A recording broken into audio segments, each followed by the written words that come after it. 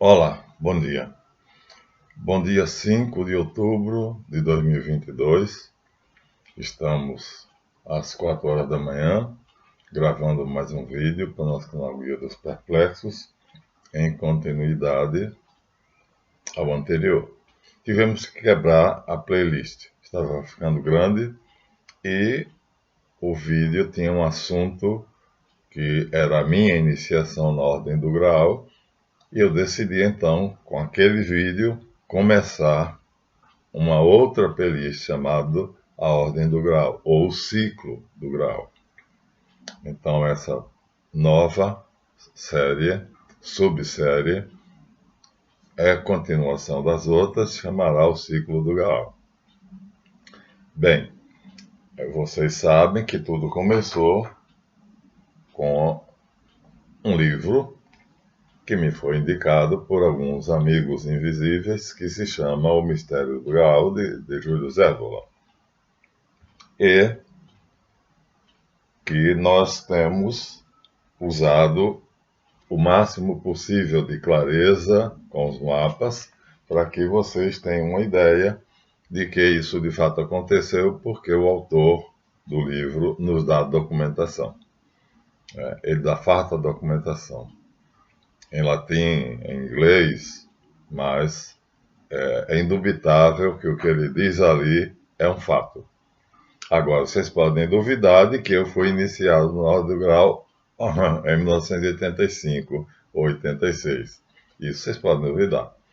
Mais do que o Júlio Évola fala, vocês não podem. Então fica a critério de vocês. Se quiserem acreditar no vídeo passado que eu fui iniciado na Ordem do Grau, tudo bem. Se não quiserem, tudo bem. O que vocês não podem é deixar de acreditar que a documentação, a história que está nesse livro aqui é absolutamente verdadeira e documentada. E nós vamos então, para não quebrar o vídeo, fazer o que temos feito sempre. Primeiro, agradecer os likes, né? Já estamos com 1.090 inscritos, daqui a pouco estaremos com 1.100. Olha só, foi difícil chegar a 1.000, mas agora já estamos com quase 1.100. Faltam 10 para 1.100. Estamos com 10.000 visualizações. Eu nunca pensei passar de 5.000. Estamos com 10.000. Então agradeço imensamente, primeiro a Deus, que me deu a ideia de fazer esse curso, que pretende esclarecer as lacunas na educação.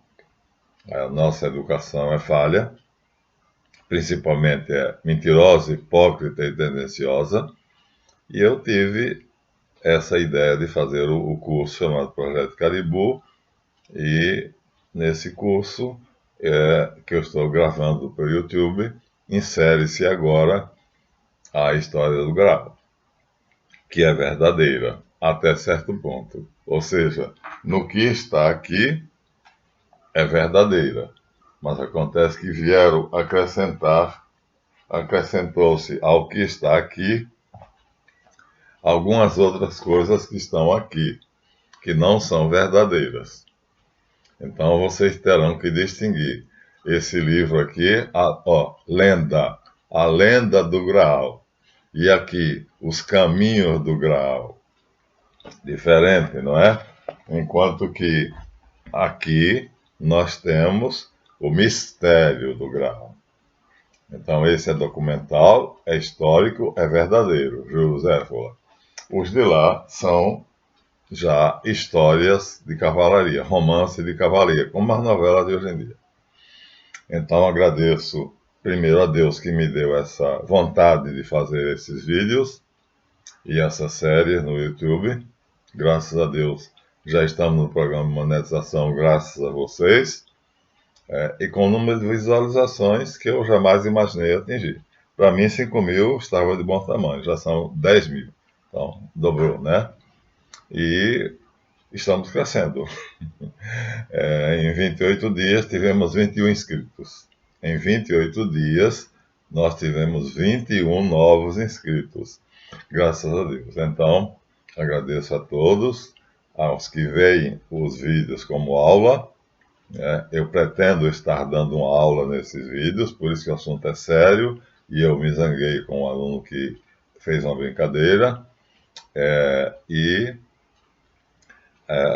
agradeço sobremodo aqueles que estão mais interessados e matricularam-se no Colégio dos Magos Caldeus para saber detalhes, são 15 alunos.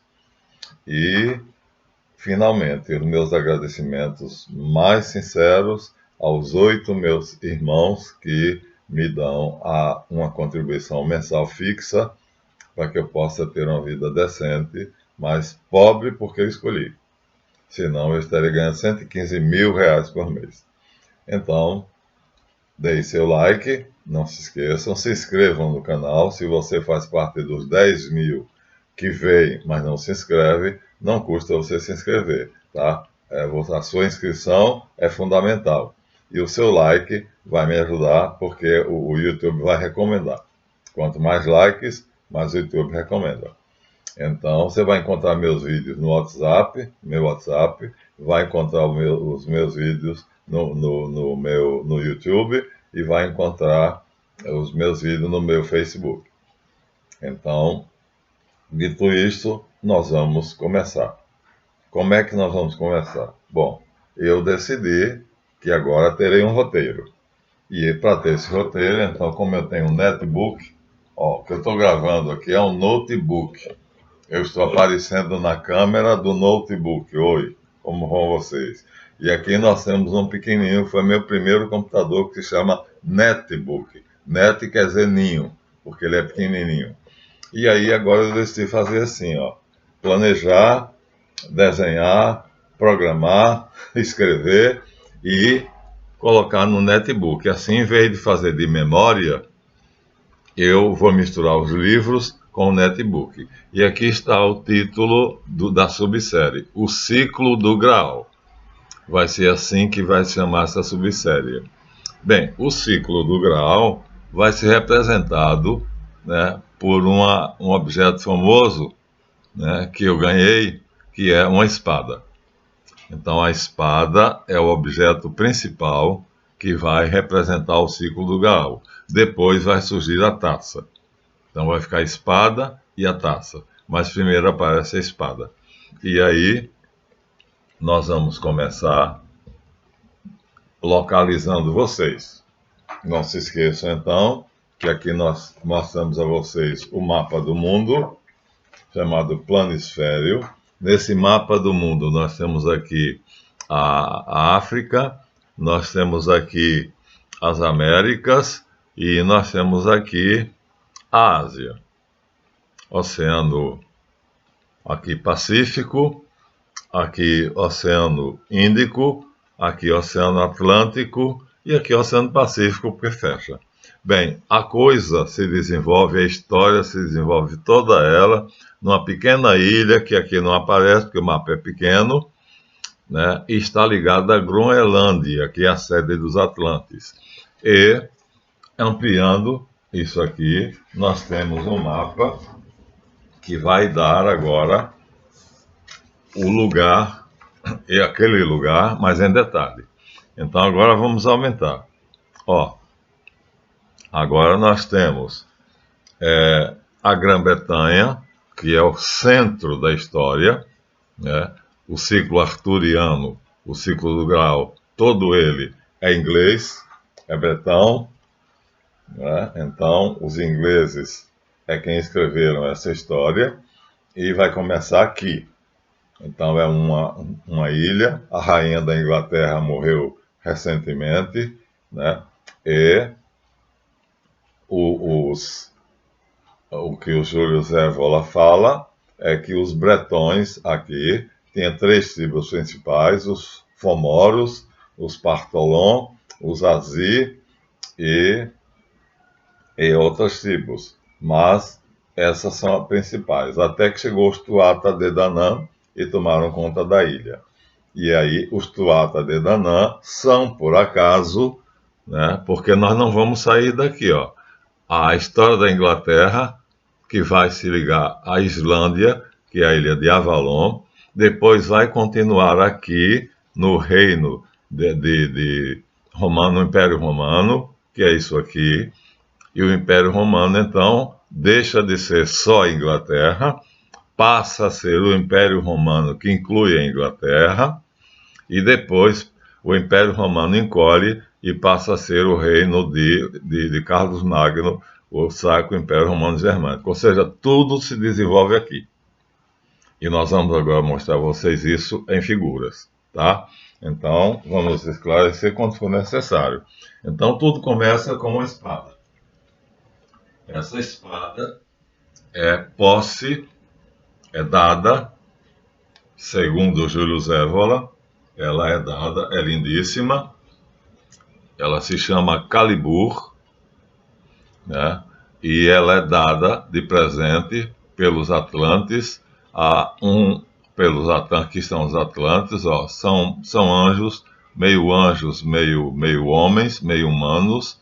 Então, eles têm aspecto humano, mas eles podem, se eles são imortais, eles não têm corpo físico, eles são invisíveis e podem estar aqui do meu lado. E vocês não estão vendo, mas eu os vejo. Então, os Atlantes presenteiam essa espada, chamada Calibur. Aqui começa a história, onde na Grã-Bretanha, naquela ilha, há um rei que é o último rei dos Tuatha de Danann. Curiosamente, essa tribo vai aparecer lá na Suméria, mas no momento oportuno. Agora nós estamos longe, longe, longe. Então, esses dois Atlantes dão de presente essa espada ao rei dos Tuatha de Danann, que se chama Arte. Aqui nós vamos mostrar ele. O que houve? Então, Arte é o nome do último rei dos Tuatha. Ele é um homem forte, muito vigoroso e tem uma cara de mal aí, ó, uma cara de brabo, né? Então ele tinha a coroa que foi dada a ele pela Pedra Real. Era um presente de uma divindade que não é nomeada, diz apenas que era quando ela dava uma coroa a um homem, a superioridade desse homem era reconhecida, então ela dá de presente essa coroa a Arte. Veja o tipo de Arte, ó. É bárbaro, como Conan, né? Então está numa cota de malha, está em roupa de batalha, né? Aqui a espada não aparece, aparece apenas a coroa. E ele, não sei se aparece aqui um pedacinho, acho que aparece aqui do lado do cantinho aqui, ó. Aqui aparece. A mão dele está pegando a espada. Então está aqui a espada. Tudo começa com a espada. E aí, onde é que esse homem vive? Não nos esqueçamos. Esse homem vive nessas ilhas chamadas britânicas, Grã-Bretanha ou Reino Unido. E ele recebe dos Atlantes, na Islândia, uma espada chamada Calibur. Ele recebe uma coroa, recebe um bastão que é capaz de despedir raios, laser talvez, e um recipiente mágico que é capaz de fazer aparecer o que eu desejar, que mais tarde vai se transformar num cálice, mas inicialmente, originariamente, só se menciona que é um recipiente. Não se diz mais nada, é um recipiente. Inclusive o nome original, né, em Betão, é o caldeirão de Dagda. Depois ele diz o recipiente de Dagda. Dagda é o rei, é o deus, o Atlante, que faz com que ele tenha esse poder. O caldeirão ou recipiente, aparece nele aquilo que eu quero, seja o que for, comida, bebida, remédio, em suma, tudo que eu quiser. E isso é dado a ele pelos Atlantes aqui na Islândia. Islândia é Avalon nos romances arturianos. Ela é chamada de Avalon. Depois é que ela vai mudar de nome. Então, o centro da história é a Grã-Bretanha. Os ingleses. A história é originariamente inglesa. E vai continuar ligada, porque Arte some no ano 4.500, há 4.500 anos atrás, ele desaparece. Some. Mas Arte, ele comete umas traições aos amigos, em relação aos amigos dele, e a espada Calibur quebra, porque ela só podia ser empunhada por um cavaleiro honrado. Então, como ele faz algo desonroso, então Calibur se parte. E aí, o que é que acontece? Acontece que ele pega ela e joga num lago. Ele não serve, uma espada quebrada não serve para nada, ele joga no lago. Aí a dama do lago, um Atlante, que vive debaixo d'água, ela tem esse poder, os Atlantes podem viver no sol, no mar, onde ele quiser, ela conserta a espada e restitui a ele.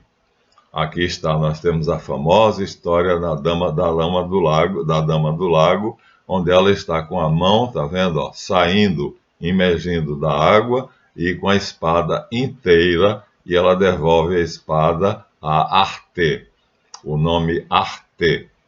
Então Arte recebe de volta a espada, ele é perdoado e então recebe a espada. Isso é na Grã-Bretanha, nas Ilhas Britânicas. Bom, 4.500 anos atrás.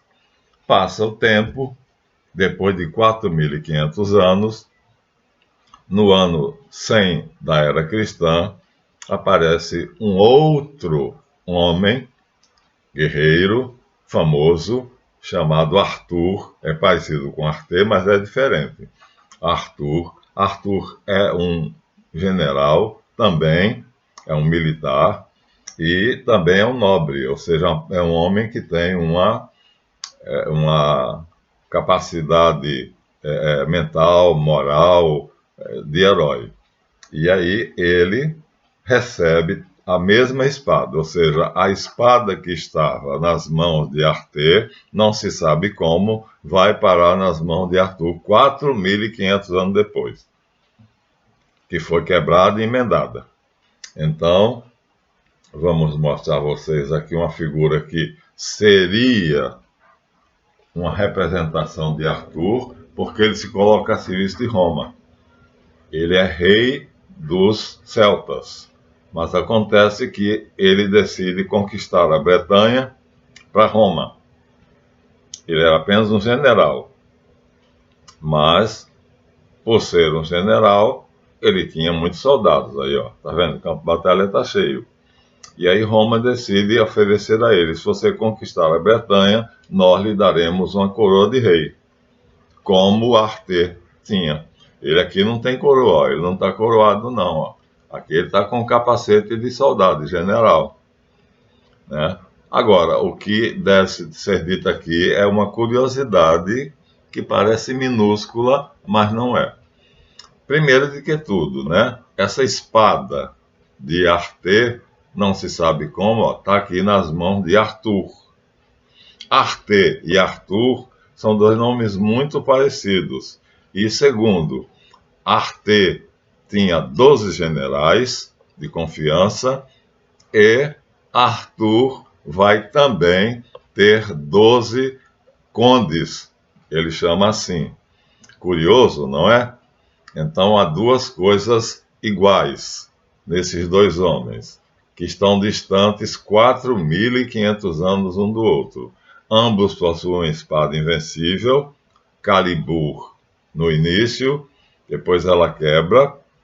Arte fez um ato covarde, e então ele joga ela no lago, e a dama do lago, então, devolve ela inteira. Ela conserta e devolve inteira. Então, aqui, ela já passou, não se sabe como, não se tem notícia de como, 4.500 anos depois, das mãos de Arte para as mãos de Arthur. Agora, Arte tinha 12 generais e Arthur tem 12 condes.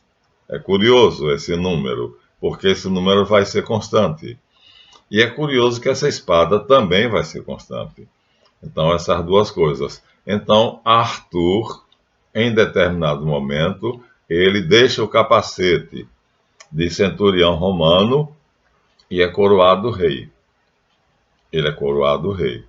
Então, ele recebe, além da espada que ele tinha, que é trazida a ele de lá, dos celtas, dos Tuatha de Danann. Então, ele sendo celta, olha, o mesmo lugar, gente, não se esqueçam, tudo se desenvolve aqui. Essa é a região, Oceano Pacífico, aliás, Atlântico, Oceano Atlântico aqui a Ásia, Rússia, né? Aqui nós temos a Europa e a Bretanha faz parte da Europa. E então, a história de Arte, toda ela acontece aqui. Mas a história de Arthur acontece aqui. Ele é celta. Então, ele transita, ele anda entre 3 países: Espanha, França e Alemanha. Cadê a Alemanha? França, Espanha, desculpa. Espanha, França e Alemanha. Então, ele se movimenta com as legiões dele por aqui. E ele domina essa região. E porque ele tem muito poder militar, muita coragem, Roma, que é aqui na Itália, incumbe ele, diz a ele: vamos fazer um pacto, vamos fazer um trato de amigos. Se você conquistar a Bretanha para nós, Roma quer conquistar o mundo.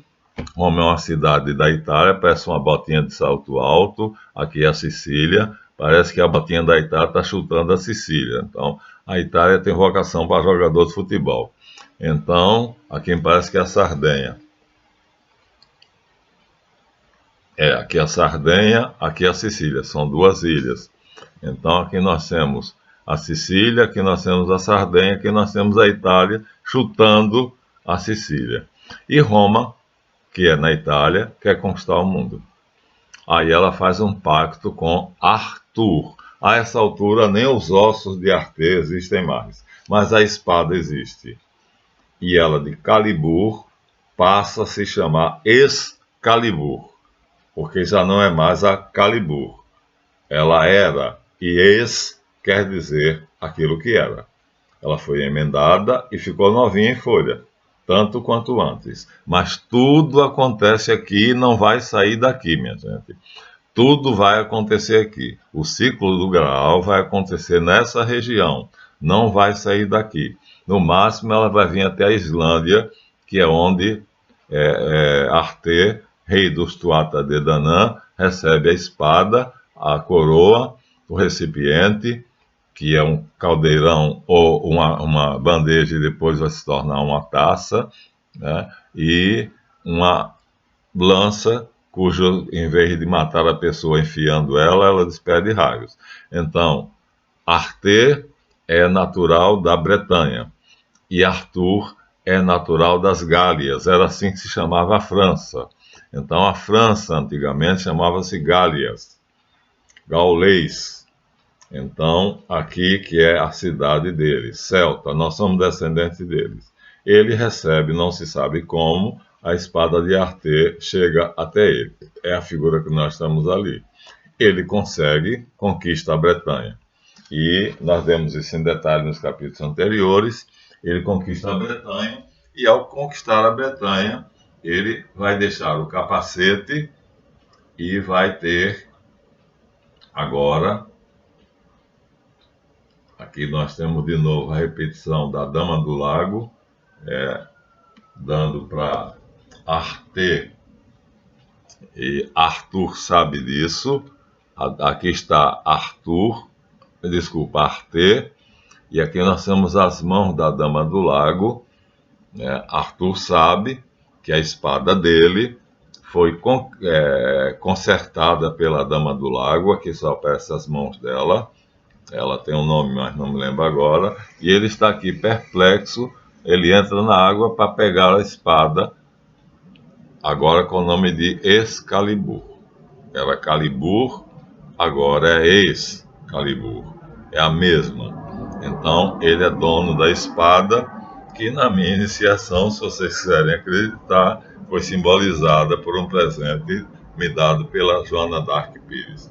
Então, Arthur sabe que ele tem uma espada preciosa. Essa espada é invencível. Ninguém consegue vencer o homem que tem essa espada, contanto que ele tenha honra, que ele tenha moral, que ele tenha dignidade. Por isso é importante nós mantermos isso no nosso canal, porque eu sou um cavaleiro da Ordem do Grau. E se eu não tiver essas qualidades, a minha força, eu perco toda a minha força. Né? Porque agora é o contrário. Antes a espada dava ao cavaleiro os poderes dele. Isso com Arte. Quando os atlantes dão a espada a Arte, é a espada que tem o poder e é ela que dá a Arte a invencibilidade. Com Arthur acontece o contrário. Arthur, vamos supor aqui que seria ele recebendo a espada da Dama do Lago, ele está aqui perplexo, é o contrário. É a espada que vai dar ao cavaleiro as capacidades. Não, o contrário. A espada de Arte é quem vai dar a ele os poderes dele. A espada de Arthur é o contrário. Enquanto ele for honrado, moral, honesto, então, como eu também terei que ser. Se eu deixar de ser honrado, honesto, incorrupto, né, decente, então eu perderei meus poderes. Então agora inverte. Não é a espada que dá o poder a quem a possui. É a pessoa que a possui que dá poder à espada. Então, se eu me corromper, a espada perderá o poder. Se eu roubar, se eu matar injustamente, né? Se eu for mentiroso, se eu injuriar uma pessoa, então a espada perde o poder. Agora é o contrário. Não é a espada que dá poder à pessoa que a possui. É a pessoa que a possui que, tendo as qualidades exigidas pela espada, vai fazer com que a espada seja invencível. Há uma inversão. E aí nós temos ali o Arthur, o Arte, tanto faz, porque a Dama do Lago está aqui de qualquer maneira, as mãos dela, com a espada recomposta, totalmente, tá vendo? Mas ela não aparece, ela só as mãos. E quer seja Arte, quer seja Arthur, tem partes da lenda que diz que foi com Arte, tem outras lendas que dizem que foi com Arthur, a Dama do Lago. Não importa. O que importa é que a espada, que era Calibur, passa a se chamar Excalibur, porque a Dama do Lago pega Calibur e conserta e devolve. Ela aproveita um dia que o Arthur está perto, o Arte, e então bota a espada para fora da água. E aí a espada tem duas figuras. Nós mostramos uma em cima, uma figura lá em cima, né, onde ela está, tá vendo? Ó, as mãos para fora da água, só as mãos, ela nunca aparece, e a espada na mão dela. E aí seria ou com Arte ou com Arthur, tanto faz. O fato é que a espada é mágica.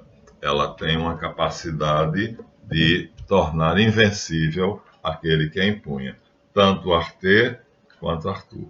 Arthur recebe a coroa, porque ele vence os bretões, ele conquista a Grã-Bretanha. Ele não só conquista a Grã-Bretanha, como ele conquista a Espanha, ele conquista a Espanha para Roma, ele conquista a França, ele conquista a Alemanha e a Grã-Bretanha. Ele conquista tudo isso ajudando os romanos, e os romanos dão a ele uma coroa. A coroa é, portanto, de rei, e ele se torna o rei Arthur. o famoso rei Arthur. Segundo as minhas informações, é no ano 100.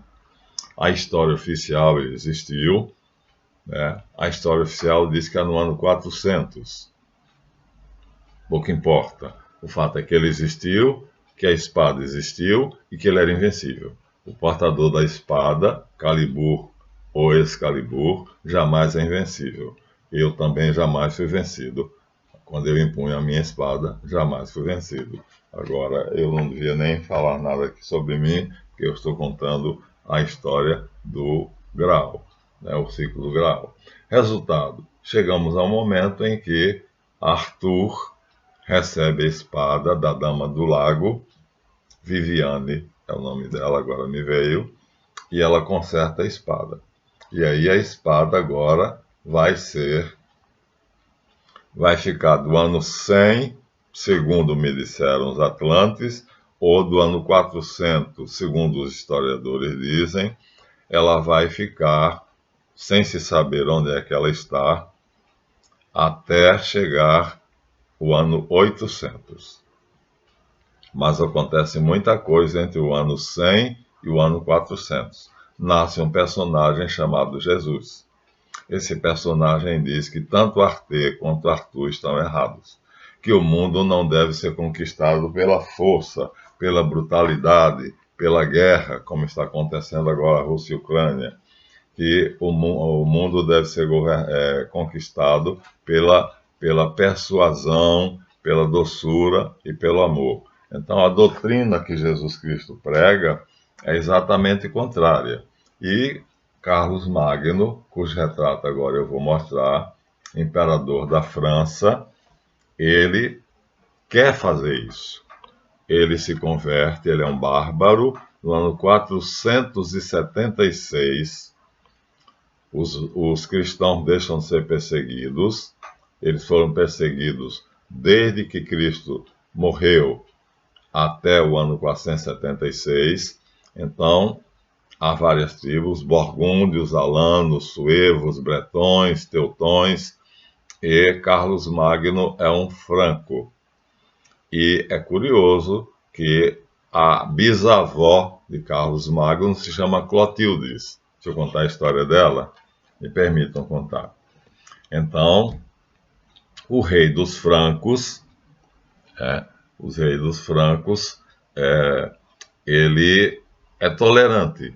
Então, ele permite que os padres, a essa altura o cristianismo já está espalhado entre os bárbaros, e os bárbaros já entraram no Império Romano. No ano 476, Roma está fraca, perde a Bretanha, Arthur já morreu, e aí Clotildes, que é o nome da esposa do rei dos francos, vai se converter ao cristianismo, né? E ele, então, vai tolerar.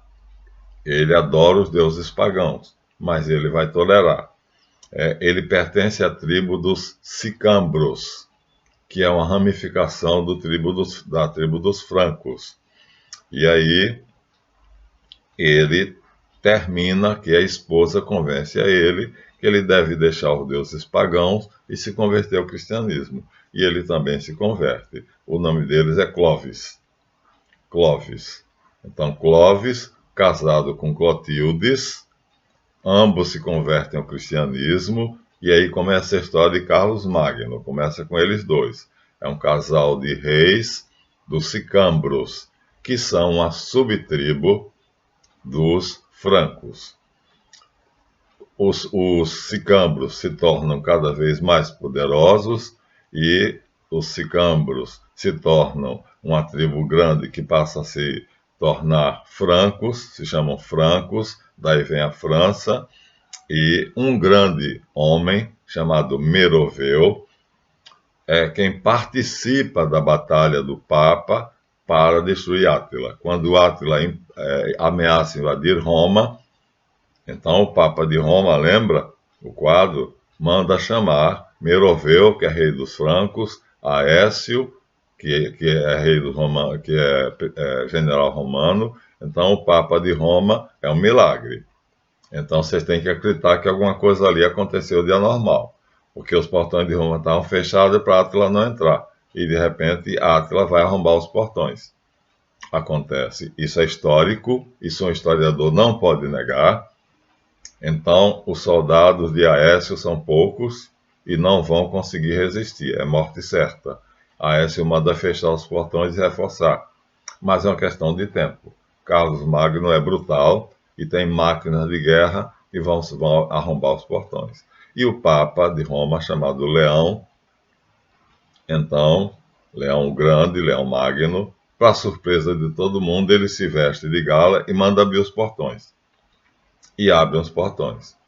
E aí ele dá de cara com Átila. Átila já está para arrombar os portões, quando ele aparece com um crucifixo grande na mão. Uma vara grande com um crucifixo, como o Papa hoje aquela coisa em que um bastão em que ele se apoia. Curiosamente, Átila recua quando vê o Papa e o crucifixo. Por quê? Esse crucifixo tinha tanto poder quanto a espada. Então, o Papa também tinha lá os seus segredos.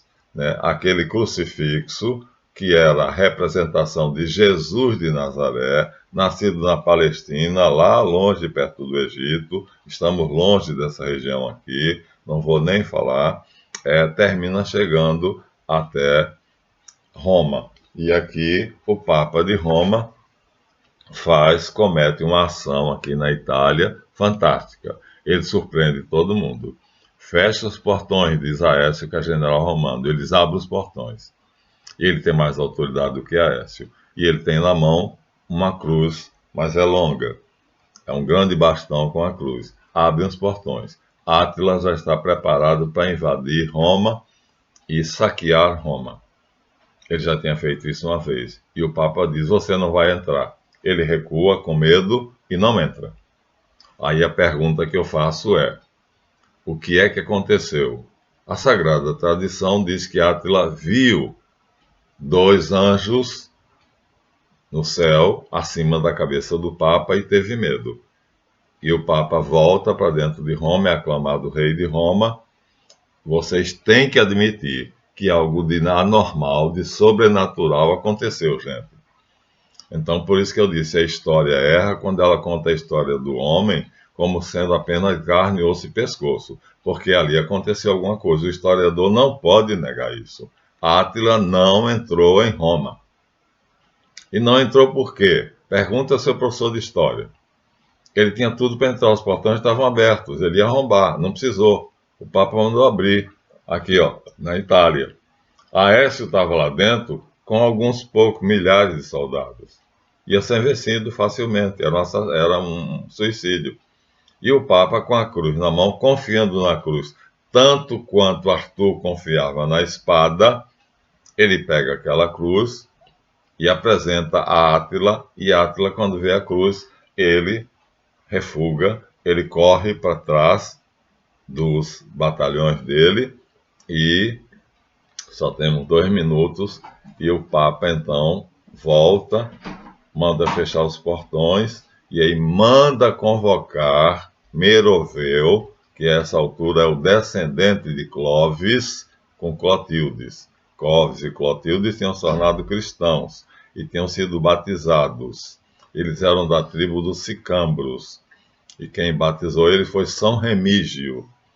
E aí há a cena famosa em que ele está em pé, seminu, no rio, Clovis, e a esposa dele já tinha sido batizada, Clotildes, e ele nu, e São Remígio pega a água, joga na cabeça dele e diz, Sicambro, queima o que adoraste e adora o que queimaste, e dá uma cruz a ele. É essa cruz que o Papa vai usar. E quando Átila ameaça entrar em Roma, o Papa tem uma cruz mais poderosa do que aquela. Então Clovis se converte. Só que de Clovis até Átila, várias gerações se passam. Então o rei não é mais Clovis, agora o rei se chama Meroveu. Meroveu é rei dos francos. E aí depois que Átila, por alguma razão que nós temos que admitir, que são anjos, atlantes, auxiliares invisíveis, alguma coisa sobrenatural aconteceu, porque Átila ia entrar para saquear Roma. E ele foge. Foge de quê? De um crucifixo. O que é um crucifixo de madeira? Nada. Então, aconteceu alguma coisa que os historiadores fogem da explicação. Temos que admitir, porque é um fato histórico. O Papa entra e lá dentro ele manda Aécio organizar o exército, treiná-lo para a batalha, se prepara durante 3 dias, chama Meroveu, que a essa altura é o sucessor de Clovis, e aí chama os visigodos, os godos e os ostrogodos, e reúne o exército, e Átila não esperava que alguém tivesse coragem de enfrentá-lo, e é colhido de surpresa. Ele está acampado ao redor de Roma, e quando ele percebe, os portões de Roma se abrem de novo, mas agora não com o Papa à frente, com Aécio, general romano, com milhares de soldados. E quando Átila tenta se recompor, subir nos cavalos e se armar, os godos, ostrogodos e visigodos vêm pelas costas dele, e então o exército dele é totalmente morto. Voltam os hunos, voltam para a Ásia, para a Mongólia, de onde saíram. Vamos encerrar aqui com essa vitória notável, provando que os anjos existem, que os atlantes existem, porque Átila recuou diante de algo. E não foi diante do Papa, porque o Papa era um homem gordinho como eu, velho, mais do que eu, e mais gordinho do que eu. E ele só tinha na mão um crucifixo. O que é que houve? Pergunta ao seu professor de história. Vê se ele te explica. Por que é que Átila não invadiu, não entrou em Roma? Os portões estavam abertos. E o que é que ele queria? Entrar em Roma e saquear Roma. Então, a espada Excalibur agora vira crucifixo. O crucifixo tem um poder igual ou maior. Os professores de história terão que admitir isso, porque é um fato. Vou parar aqui com essa vitória notável do Papa de Roma, chamado Leão Magno, Leão Grande, junto com Aécio, que comanda os soldados romanos, junto com Meroveu, que é herdeiro de Clovis, rei dos francos, junto com os godos, ostrogodos e visigodos que habitavam na Espanha. Meroveu é da França, e os godos e ostrogodos são da Espanha, se reúnem e assim cercam Átila, e Átila é colhido de surpresa e é morto. Pronto. O perigo, o grande perigo, o flagelo dos deuses acabou. Morreu. E aí eu quero que um professor de história me diga o que foi que aconteceu. Porque que Átila não entrou em Roma, né? E porque o Papa teve força para reunir um exército e matar Átila e os seus invencíveis e bárbaros hunos. Vamos ficar aqui. Então, parece que além da espada Excalibur, que pertenceu ao rei Arthur, agora também tem algo semelhante, que é a cruz. Então, vamos ficar aqui. E tudo acontece nessa região. Não vamos sair dela. Bretanha é o centro. E aqui nós estamos na Itália. O que está acontecendo agora na Itália. A luta de Arte foi aqui. A luta de Arthur foi para sair daqui e conquistar aqui. E agora a luta do Papa é para defender Roma. Todos eles vencem. Todos eles são invencíveis. O Papa recusa a coroa e se contenta com o direito de coroar os imperadores. Pronto. Ficamos aqui e no próximo vídeo nós diremos agora o que é que aconteceu depois que o Papa conseguiu vencer Átila, rei dos hunos, e matá-lo. Os hunos são mortos e voltam para a Mongólia, de onde tinham saído. Então, ainda não aparece Carlos Magno. Carlos Magno, a essa altura, ainda está nos testículos de Meroveu. Mas aqui nós já estamos mostrando a vocês, está vendo? Aqui está Carlos Magno com a espada na mão, que seria o equivalente a Excalibur. Mas essa espada agora é o contrário. É o poder do homem que a empunha, que faz ela invencível. É o inverso. Excalibur era a espada que tornava o rei invencível. Agora, ao inverso, é a moral, é a coragem do homem que a impunha, é a moral, é a sua incorruptibilidade, é a sua honra que faz com que a espada tenha um poder de invencibilidade. Aqui nós temos a figura mesma, esse é o retrato mesmo do rei Carlos Magno. Ele assinava em latim Carolus, ó, a coroa e a espada, os dois objetos que os atlantes tinham e que deram ao rei Arte. Agora já está nas mãos de Carlos Magno. Mas ainda não chegamos aí porque estamos no ano 476 a 500. E Carlos Magno só vai aparecer no ano 800. Né? Eu já adiantei um pouquinho, estamos fazendo uma recapitulação. Porque agora estamos numa subsérie chamada O Ciclo do Graal. Pronto, paremos aqui. Obrigado a vocês pelo vídeo. Se não deram, deem o seu like. Inscrevam-se, viu? Nós estamos aumentando e eu espero que a gente continue crescendo, que o canal chegue até 5.000 inscritos. Olha, é muita pretensão. E boa noite não, bom dia. São exatamente 5 horas da manhã. Gastamos quase 1 hora nesse vídeo. São 46 minutos. Eu não passaria de 40. E até o próximo, se Deus quiser.